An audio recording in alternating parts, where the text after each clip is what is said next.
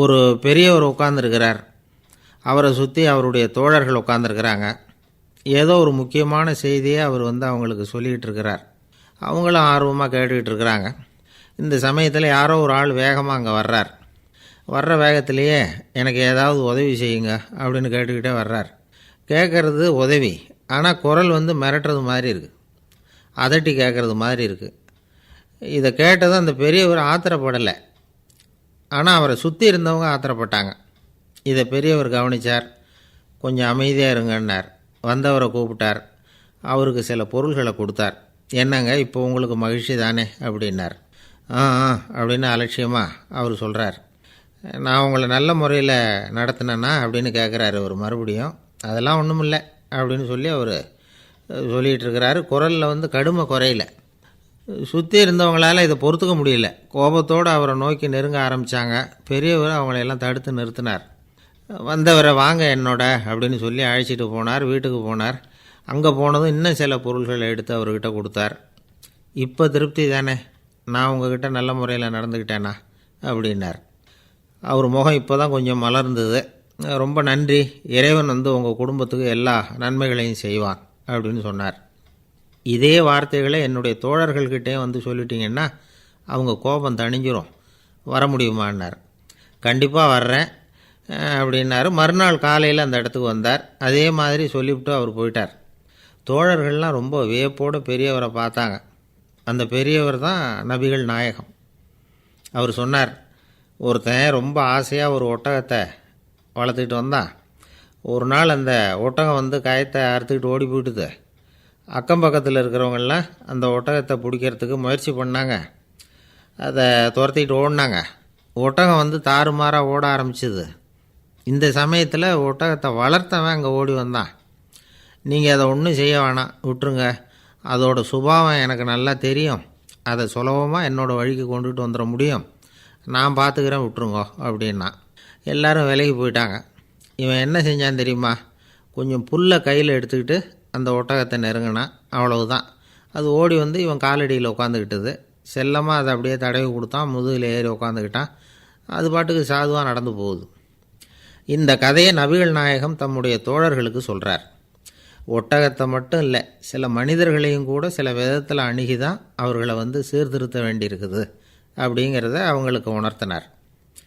இது ஒரு அழகான உளவியல் அணுகுமுறை. சில குடும்ப தலைவர்கள் கூட இந்த ஒட்டகம் மாதிரி நடந்துக்கிறது உண்டு, அப்புறம் அடங்கி போகிறதும் உண்டு. ஒரு குடும்ப தலைவர் காலையில் எழுந்திரிச்சதுலேருந்து சத்தம் போட்டு கத்திக்கிட்டு இருப்பார். பக்கத்தில் இருந்தவங்கெல்லாம் ஓடி போய் சமாதானம் பண்ணி பார்த்தாங்க. அவர் ஓயறது மாதிரி தெரியல. கடைசியில் அவர் மனைவி வந்தாங்க. நீங்கள் எல்லாம் விலகி போயிடுங்க, அவர் சுபாவம் எனக்கு தெரியும், நான் பார்த்துக்கிறேன் அப்படின்னாங்க. சரின்னு எல்லோரும் போயிட்டாங்க.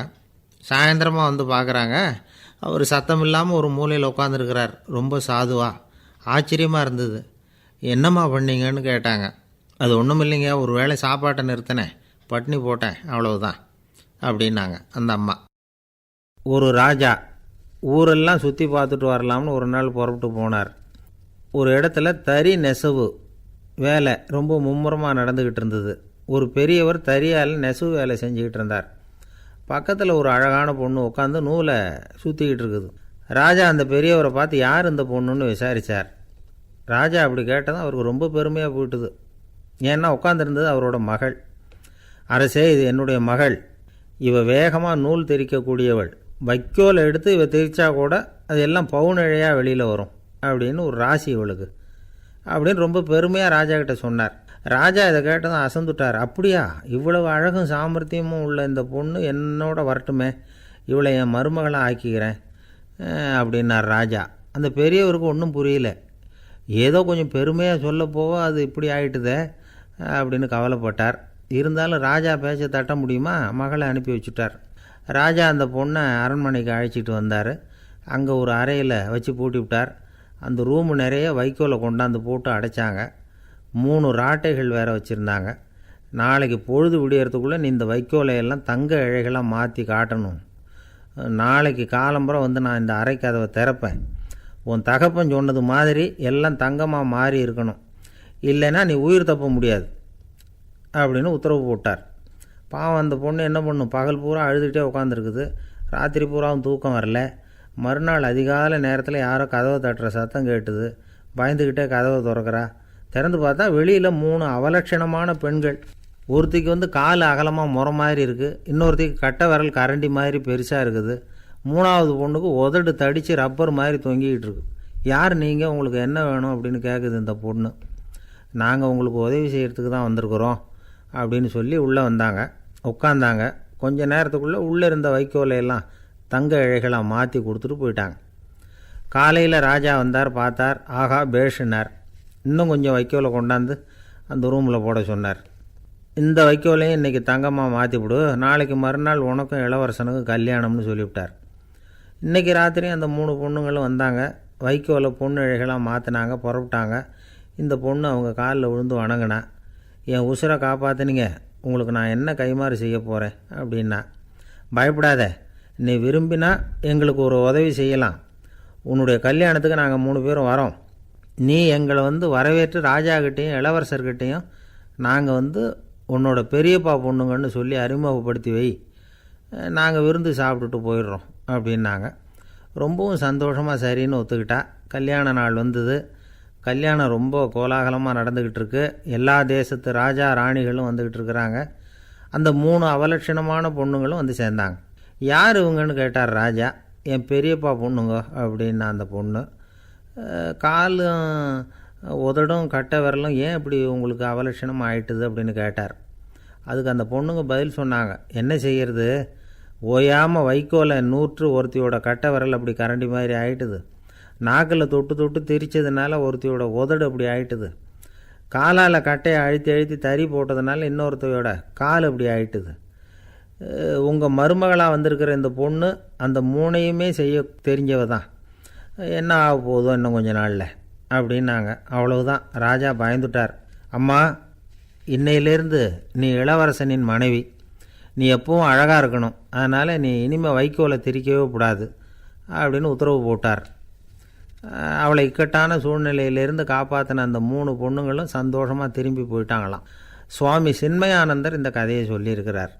தன்னலம் மறந்து சுயலாபத்தை தியாகம் செய்கிறது வைக்கோல்லேருந்து தங்க இழையை நூக்கிறது மாதிரி அப்படிங்கிறார் அவர். அது இருக்கட்டும், இப்போ நம்ம கதைக்கு வருவோம். ஒரு ராஜா தன்னோட மகனுக்கு சுயவரம் நடத்தினார்.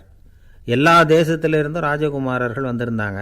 ராஜகுமாரியை கல்யாணம் பண்ணிக்கலாம்ங்கிற ஆசையில் சுயம்பர மண்டபத்திலேருந்து எல்லா ராஜகுமாரர்களும் அலறி அடிச்சுக்கிட்டு வெளியில் ஓடி வந்துக்கிட்டு இருக்கிறாங்களாம்.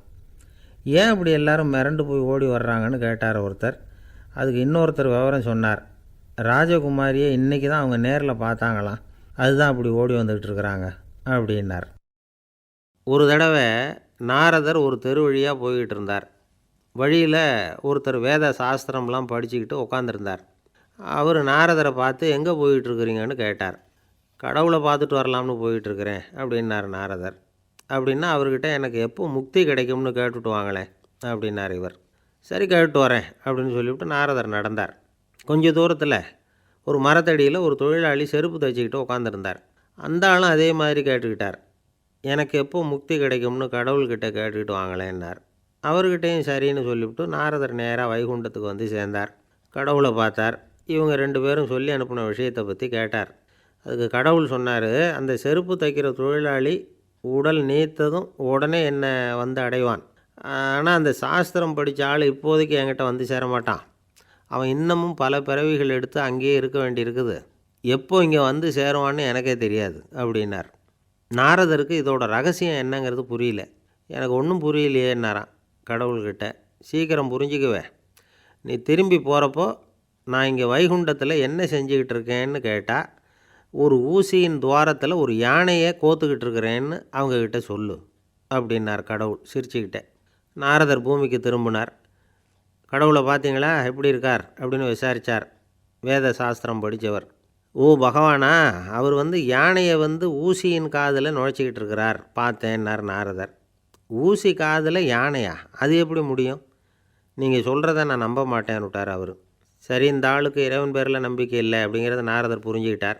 அடுத்தபடியாக அந்த தொழிலாளி இருந்த இடத்துக்கு போனார். இறைவனை பார்த்தீங்களான்னு கேட்டார் அவர். பார்த்தேன், ஒரு ஊசி துவாரத்தில் யானையை கோத்துக்கிட்டு இருந்தார் அப்படின்னு சொல்லிவிட்டு நாரதர் அந்த ஆள் முகத்தை கவனித்தார். அந்த தொழிலாளி இதை கேட்டுட்டு கொஞ்சம் கூட ஆச்சரியப்படலை. அவரால் முடியாத காரியம் கூட உண்டானார். என்ன இப்படி சொல்கிற, ஊசியின் துவாரத்தில் யானையை கோக்க முடியும்னு நீ நம்புறியா அப்படின்னு கேட்டார் நாரதர். நிச்சயமாக நம்புகிறேன்னார் அவர். அது எப்படி அப்படின்னு கேட்டார் இவர். இதோ பாருங்கள், நான் இந்த ஆலமரத்தடியில் தான் தினமும் உட்காந்துருக்கிறேன். தினமும் இந்த மரத்திலிருந்து எவ்வளவோ பழம் கீழே விழுது. இந்த பழத்தில் இருக்கிற ஒவ்வொரு விதையிலேயும் உள்ள ஒரு ஆலமரம் இருக்குது.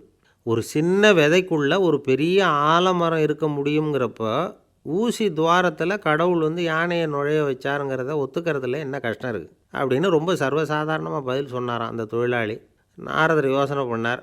இந்த தொழிலாளி வேத சாஸ்திரங்களையெல்லாம் படிக்கலைன்னா கூட அறிவுபூர்வமாக சிந்தித்து இறைவனை நம்புகிறான்.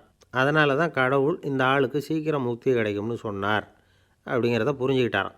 இந்த கதையில் வர்ற கடவுள், நாரதர், வைகுண்டம் இதெல்லாம் ஒரு பக்கம் இருக்கட்டும், ஒரு சின்ன விதைக்குள்ளே ஒரு பெரிய ஆலமரம் தூங்கிக்கிட்டு இருக்குது அப்படிங்கிற உண்மை, அந்தரத்தில் 1000 கிரகங்கள் சுற்றிக்கிட்டு இருக்குங்கிற உண்மை, இதெல்லாம் நாம் பார்த்துக்கிட்டு தானே இருக்கிறோம். இந்த உண்மைகள் அதிசயமாக நமக்கு தெரியறதுனால அதை நம்பாமல் இருந்துட முடியாது. இயற்கையை பரிபூர்ணமாக நம்புங்கள், அந்த நம்பிக்கையே நம்ம வாழ்க்கைக்கு ஆதாரம் அப்படிங்கிறத விளக்கிறதுக்காக தான் இந்த கதை. இந்த காலத்தில் நம்ம பிள்ளைங்களுக்கெல்லாம் இது மாதிரி நம்பிக்கை அதிகமாகவே இருக்குது. ஒரு நாள் ஒரு சின்ன பையன்கிட்ட கேட்டேன், ஏன்பா கடவுள் ஒரு பானைக்குள்ளே ஒரு யானையை நுழைய வச்சுட்டாருன்னு சொன்னால் அதை நீ நம்புவியா அப்படின்னு கேட்டோம். நம்புவேன் சார், அது ஒன்றும் பெரிய அதிசயம் இல்லைன்னா. எப்படிறான்னு கேட்டோம். எப்படின்னா அந்த பானை அந்த யானையை விட பெருசாக இருந்திருக்கும், அவ்வளவுதான் அப்படின்னு சொல்கிறான். ஒரு ஊரில் ஒரு ராஜா இருந்தார். அவர் அடிக்கடி காட்டுக்கு வேட்டையாட போவார். சில நண்பர்களையும் கூட அழைச்சிக்கிட்டு போவார். காட்டுக்கு போனதும் ஆளுக்கு ஒரு பக்கமாக போய் வேட்டையாடுவாங்க. சாயந்தரமாக திரும்பி வருவாங்க. மறுநாள் அரண்மனையில் உட்காந்து ஒவ்வொருத்தரும் அவங்க அனுபவங்களையெல்லாம் சொல்லிக்குவாங்க. அவங்க வீரத்துக்கு தகுந்த மாதிரி பரிசை அந்த ராஜா கொடுப்பார். இது மாதிரி ஒரு தடவை எல்லோரும் வேட்டைக்கு போயிட்டு திரும்பி வந்ததும் உட்காந்து பேச ஆரம்பிச்சிருக்கிறாங்க. ஒருத்தன் சொன்னான், தன்னுடைய வீர தீர செயலை பற்றி அளக்க ஆரம்பிச்சிட்டான். ஏன்னா அதுக்கு பரிசு கிடைக்க போகுதில்ல, அதனால். அவன் என்ன சொன்னான் தெரியுமா? அரசே, நேற்றுக்கு காட்டில் என்னாச்சு தெரியுமா? எனக்கு நேராக ஒரு சிங்கம் வாயை திறந்துக்கிட்டு வந்துட்டுது. நான் பயப்படவே இல்லை. உடனே ஒரு கல்லை எடுத்து குறி பார்த்து வீசினேன். சிங்கத்து வாய்க்குள்ளே போய் அந்த கல் மாட்டிக்கிட்டுது. அவ்வளவுதான். அந்த சிங்கம் என்னை பார்த்துட்டு பயந்துட்டு ஒரே ஓட்டமாக திரும்பி ஓடி போயிட்டுது அப்படின்னா. ஆஹா பலே அப்படின்னு எல்லோரும் கை தட்டினாங்க.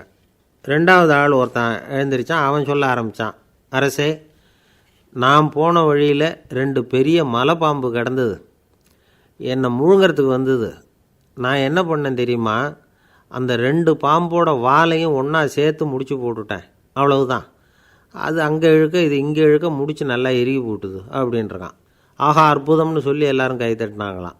அடுத்தபடியாக 3வது ஆள் ஒருத்தன் வந்தான். அவன் சொல்ல ஆரம்பித்தான், மன்னா, நான் போன பாதையில் குறுக்க ஒரு ஆறு, அதில் இறங்கி குளித்தேன். யாரோ காலை பிடிச்சி இழுக்கிறது மாதிரி இருந்தது. திரும்பி பார்த்தா ஒரு பெரிய முதலை. நான் உடனே அப்படியே ஒரு துள்ளல் துள்ளி அது முதுகில் போய் உக்காந்துக்கிட்டேன். அதை அப்படியே கரைக்கு நீந்த வச்சேன். கரைக்கு சேர்ந்ததும் அப்படியே ஒரே துள்ளி குதித்து கரைக்கு வந்துட்டேன் அப்படின்றான். அவன் தன்னுடைய வீரத்தை அப்படி சொல்லியிருக்கான். அடடா எப்பேற்பட்ட வீரம் அப்படின்னு எல்லாரும் கை தட்டினாங்களாம். 4வது ஆள் எழுந்திரிச்சான். மன்னா, நான் போன இடத்துல ஒரு கரடி என்னை துரத்த ஆரம்பிச்சுட்டுது. நான் ஒரு மலை உச்சிக்கு வந்துட்டேன். அதுக்கப்புறம் ஒரு அடி எடுத்து வச்சாலும் அதில் பாதாளத்தில் விழ வேண்டியது தான். அந்த நேரம் பார்த்து ஒரு பெரிய ராட்சச கழுகு அந்த பக்கமாக பறந்து வந்தது. நான் உடனே அப்படியே உயர எழும்பி அந்த கழுகோட காலை பிடிச்சிக்கிட்டேன். அப்படியே தொங்கிக்கிட்டே வந்தேன். ஒரு நல்ல இடம் வந்ததும் தொப்புன்னு கீழே குதித்து நடந்து வந்துட்டேன்னா. இதுக்கும் எல்லோரும் கை தட்டுறாங்க. கடைசியாக ஒரு ஆள் எழுந்திரிச்சான். அரசே, நான் போன வழியில் ஒரு பெரிய யானை குறுக்க வந்தது. பயங்கரமாக சத்தம் போட்டுக்கிட்டே வந்தது. நான் பயந்து ஓடலை. உடனே என்ன பண்ணேன் தெரியுமா? அந்த யானையோட வாலை பிடிச்சி தூக்கினேன். தலைக்கு மேலே தூக்கி கரன்னு சுற்றினேன். வேகமாக சுற்றி வீசி எறிஞ்சேன். அவ்வளவுதான். அதே ஸ்பீடில் அந்த யானை மேலே போக ஆரம்பிச்சுட்டுது. இன்னும் கூட அது போய்கிட்டே தான் இருக்குது, கீழே விழவே இல்லைன்னா. இதை கேட்டதும் ராஜாவுக்கு கோபம் வந்துட்டுது. என்ன முட்டாள்னு நினச்சிக்கிட்டு பேசுகிறியா? யானையை நீ வாலை பிடிச்சி தூக்குன, அதை நான் நம்பணுமா அப்படின்னார். உடனே இவன் பணிவாக பதில் சொன்னான், அரசே, ஒரு சிங்கத்து வாயில் கல் மாட்டிக்கிட்டதை நம்புறீங்க, மலைப்பாம்பு வாலை பிடிச்சி முடிச்சு போட்டதை நம்புறீங்க, முதுகில் சவாரி பண்ணதையும் நம்புறீங்க, கழுகு காலை பிடிச்சிக்கிட்டு பறக்கிறதையும் நம்புறீங்க. அப்படி நம்புகிறப்போ நான் சொன்னதை மட்டும் நம்பக்கூடாதா அப்படின்னு கேட்டானான். பொய் சொன்னவங்கெல்லாம் தலையை தொங்க போட்டுக்கிட்டாங்களாம். ராஜா அவங்கள பார்த்து சொன்னாராம், நீங்கள் எல்லாரும் என்னை முட்டாளாக்கியிருக்கிறீங்க. கடைசியாக பேசின இவன் தான் எனக்கு உண்மை எது பொய் எதுங்கிறத புரிய வச்சிருக்கிறான். இவன் தான் உண்மையான தைரியசாலி அப்படின்னு சொல்லி அவனுக்கே பரிசையெல்லாம் கொடுத்து பாராட்டினாராம். இப்படி ஒரு கதை. உண்மையை நிலைநாட்டுகிறவன் தான் உண்மையான வீரன் அப்படிங்கிறத இதிலிருந்து நாம் புரிஞ்சுக்கணும். இந்த காலத்துல எல்லாம் பொய் சொன்னால் தான் பிழைக்க முடியுங்கிறது ஒரு சில பேரோட நம்பிக்கை. ஒரு அப்பாவுக்கு தன் மகனுக்கு பொய் சொல்ல தெரியலையேங்கிற கவலை. பொய் சொன்னால் தான் இந்த உலகத்தில் பிழைக்கலாம், ஆனால் இவனுக்கு அது தெரியலையே, அதனால் இவனை அழைச்சிட்டு போய் நடுக்கடலில் விட்டுட்டு வந்துடுவோம் அப்படின்னு அழைச்சிட்டு புறப்பட்டான். கடற்கரைக்கு போனான். மகனுக்கு சந்தேகம், எங்கேப்பா என்னை அழைச்சிட்டு போகிறேன்னு கேட்டிருக்கான். கடலில் மீன் பிடிக்க கற்றுக் கொடுக்க போகிறேன் உனக்கு அப்படின்னானா. நான் ஏற்கனவே மீன் பிடிச்சிட்டேனேன்னானா இவன் மகன். எங்கே அதுன்னு கேட்டிருக்கான் அப்பங்காரன். சுட்டு சாப்பிட்டுட்டேன்ருக்கான் புள்ள. அப்பங்காரன் பார்த்தான், சரி நம்ம புள்ள பொழைச்சிக்கும் அப்படின்னு சொல்லி திருப்பி அழைச்சிட்டு வந்துட்டானான். ஒரு ஆள் அசையாமல் கிடக்கிறார். அவர் இருக்காரா போயிட்டாராங்கிறத எப்படி முடிவு பண்ணுறோம்? அவர் மூக்குக்கு முன்னாடி புறங்கையை வச்சு பார்க்குறோம், மூச்சு வருதா இல்லையா அப்படிங்கிறத கண்டுபிடிக்கிறதுக்காக. மூச்சுங்கிறது அவ்வளவு முக்கியமான ஒரு விஷயம். சுவாசம் இல்லைன்னா எதுவுமே இல்லை. நம்ம பூமி இருக்க அது கூட சுவாசிக்குதுங்கிறத சோவியத் விஞ்ஞானிகள் கண்டுபிடிச்சிருக்கிறாங்க. பூமிக்கு மேலே இருக்கிற மண் அடுக்கில் காற்றில் உள்ள ஆக்சிஜன் ஆக்சிகரணம் அடையுது அப்படின்னு தான் இது வரைக்கும் எல்லோரும் நம்பிக்கிட்டு இருந்தாங்க. ஆனால் இப்போ என்ன கண்டுபிடிச்சிருக்கிறாங்கன்னா, அந்த ஆக்சிஜன் பூமிக்குள்ளே 1 கிலோமீட்டர் ஆழம் வரைக்கும் ஊடுருவி போகுதான். பூமிக்குள்ளே 2 பக்கமும் பல கிலோமீட்டர் வரைக்கும் பரவுதான். பூமிக்குள்ளே இருக்கிற நீர்நிலை அடுக்குகள் தான் நுரையீரல் செய்கிற வேலையை செய்யுதான். நம்ம உடம்புல நுரையீரல் இல்லைன்னா ஒன்றும் நடக்காது. ஒரு மரத்தை தலைகீழாக தொங்க போட்டால் எப்படி இருக்கும்? அப்படி யோசிச்சு பாருங்கள். அப்படி தான் இதுவும் நுரையீரலும் அப்படி தான் இருக்கும். வலது பக்கம் ஒன்று, இடது பக்கம் ஒன்று. வலது பக்கம் நுரையீரல் கொஞ்சம் பெருசாக இருக்கும். நுட்பமான நரம்பு குழாய்கள் அதில் இருக்கும். கோடிக்கணக்கான நுண்ணிய குழாய்களை வச்சுக்கிட்டு தான் அது வேலை செய்யுது. 25 கோடி குழாய்கள் இருக்கும். அதை அப்படியே முழுசாக பிரித்து பரப்புனா ஒரு டென்னிஸ் கோர்ட்டில் பாதி பரப்பளவு இருக்குமா. நுரையீரல் நிறம் கருஞ்சிவப்பு தான். புகை அதிகமாக உள்ளே போச்சுன்னா அது கருப்பாயிடுது. காற்றுல உள்ள பிராணவாயுவை இது இழுத்து எடுத்துக்கிட்டு ரத்தத்தை சுத்தப்படுத்துகிற முக்கியமான வேலையை இது செய்யுது. அசுத்த காற்றை வெளியில் அனுப்பி வச்சுருது. ஒருத்தர் வேகமாக ஓடி வரார், அவருக்கு மூச்சு இறைக்கும். பயங்கரமாக எதையாவது பார்த்து விடுறார், உடனே மூர்ச்சி ஆகிடுவார். இது மாதிரி சமயங்களில் வேறு எந்த தூண்டுதலும் இல்லாமல் நுரையீரல் தானாகவே இயங்கும். இப்படி ஒரு அவசியம் ஏற்படுறப்போ இயக்கத்தை தூண்டி விடுற முக்கியமான இணைப்பு மூளைக்கு கீழே முதுகு எலும்புக்கு மேற்பகுதியில் இருக்குது. அது உடனே சுவாசத்துக்கு அவசர உதவியை கொடுக்குது. இப்போ ஒருத்தர் பேசாமல் உட்காந்துருக்கார். இந்த சமயத்தில் அவருக்கு 1 பங்கு காற்று தேவைப்படுதுன்னு வச்சுக்கோங்க. அவர் எழுந்திரிச்சு நடக்கும் பொழுது 1.5 மடங்கு தேவைப்படும். ஓடினார்னா 3 மடங்கு தேவைப்படும். படுத்துருக்கிறப்ப 1/2 மடங்கு தான் தேவைப்படும். இதுக்கு நிமிஷத்துக்கு 16 தடவை மூச்சு விட்டாகணும். இப்படி சாதாரணமாக உள்ளே இழுக்கிற காற்று கொஞ்சம்தான் இருந்தாலும் இது மாதிரி 8 மடங்கு காற்றை உள்ளே இழுத்து வச்சுக்கிற சாமர்த்தியம் நுரையீரலுக்கு இருக்குதான். தண்ணி, நுண்கிருமிகள், ரசாயன பொருள் இப்படி எது உள்ளே போனாலும் நுரையீரல் சமாளிச்சுக்கும். 30 வருஷமாக விடாத புகை பிடிக்கிறவர் தொடர்ந்து உள்ளே அனுப்பி வைக்கிற புகையை கூட சமாளிக்குதுன்னா பார்த்துங்களேன். உள்ளே போகிற புகை நுட்பமான சுவாச முடிச்சுகளை அழிச்சுடுது. கறி புகை அது மேலே படிஞ்சு உபயோகம் இல்லாமல் பண்ணிவிடுது. ஆனாலும் தேவைக்கு அதிகமாக 8 மடங்கு கூடுதலாக சுவாச முடிச்சுகள் நம்ம உடம்புக்குள்ளே இருக்கிறதுனால சமாளிக்க முடியுது. சமாளிக்க முடியலன்னா சில சமயம் மூச்சு திணறும். அதை ஒரு எச்சரிக்கையாக எடுத்துக்கிட்டு புகை பிடிக்கிற பழக்கத்தை விட்டுடணும். அதுதான் நல்லது. ஆனால் அப்படி யார் விடுறது? இணை பிரியாத 2 நண்பர்கள் இருந்தாங்களாம். 2 பேரும் விடாமல் சிகரெட்டு குடிக்கிறவங்க. அதில் ஒருத்தன் செத்து போட்டான். இன்னொருத்தன் அதுக்கப்புறம் 2 சிகரெட்டாக குடிக்க ஆரம்பித்தானான். ஏன் இப்படி பண்ணுறேன்னு கேட்டிருக்காங்க. நான் ஒரு சிகரெட்டு தான் குடிக்கிறேன், செத்து போன என்னுடைய ஃப்ரெண்டு இருக்கானே செத்து போனவன், அவனுக்காக இன்னொரு சிகரெட்டு குடிக்கிறேன் அப்படின்னு நானான். இது ரொம்ப ஆபத்து, விட்டுடு அப்படின்னு சொல்லியிருக்காங்க. சரின்னு ஒத்துக்கிட்டான். ஆனால் அதுக்கப்புறமும் ஒரு சிகரெட் வீதமாக குடிச்சிக்கிட்டே இருந்தான். சிகரெட்டு பழக்கத்தை நீ இன்னும் விடலையான்னு கேட்டாங்களாம். அந்த பழக்கத்தை நான் எப்போவோ விட்டுட்டேன், இப்போ நான் குடிக்கிறது என் ஃப்ரெண்டுக்காக அப்படின்னு நானான். இவங்கெல்லாம் எப்படி திருந்துறது? என்னை விட யோக்கியம் இந்த உலகத்தில் வேறு யாரும் இல்லை சார் அப்படின்னார் ஒருத்தர். அவரை விட அயோக்கியன் வேறு யாரும் இருக்க முடியாதுங்கிற முடிவுக்கு கேட்டவங்க வந்துட்டாங்களாம். மனுஷனுக்கு இருக்கிற ஒரு மிகப்பெரிய குறையே தன்கிட்ட இருக்கிற குறை அவனுக்கு தெரியாமல் போகிறது தான். ஆனால் அடுத்தவங்ககிட்ட இருக்கிற குறை இவனுக்கு தெளிவாக தெரிஞ்சிடும். ஒரு ஒட்டகம் ஒரு கொக்கை பார்த்து ஒரு கேள்வி கேட்டுதான். என்ன கேள்வி தெரியுமா? உன் கழுத்து ஏன் இப்படி வளைஞ்சி போயிருக்குது அப்படின்னு கேட்டிருக்கு. இதுக்கு உடம்பே வளைச்சல். இது போய் கொக்கை கிண்டல் பண்ணுது. இன்றைக்கி மனித சுபாவமும் கிட்டத்தட்ட இப்படி தான் இருக்குது. இந்த உலகத்தில் குறையில்லாத மனிதர்கள் யாரும் கிடையாது, நாம் உள்பட. அப்படிங்கிறத முதல்ல நாம் நல்லா புரிஞ்சுக்கணும். ஒரு ஊரில் ஒரு விற்பனை நிலையம் இருந்தது. செல்ல பிராணிகளை விற்பனை செய்கிற நிலையம் அது. நாய், கிளி, பூனை இப்படி நிறைய வச்சு விற்பனை பண்ணிகிட்டு இருக்கிறாங்க. நாய்க்குட்டி விற்பனை செய்கிற பகுதியில் ஒரு சிறுவன் நின்றுக்கிட்டு இருந்தான். விற்பனை செய்கிற ஆளுக்கிட்ட விலை கேட்டுக்கிட்டு இருந்தான்.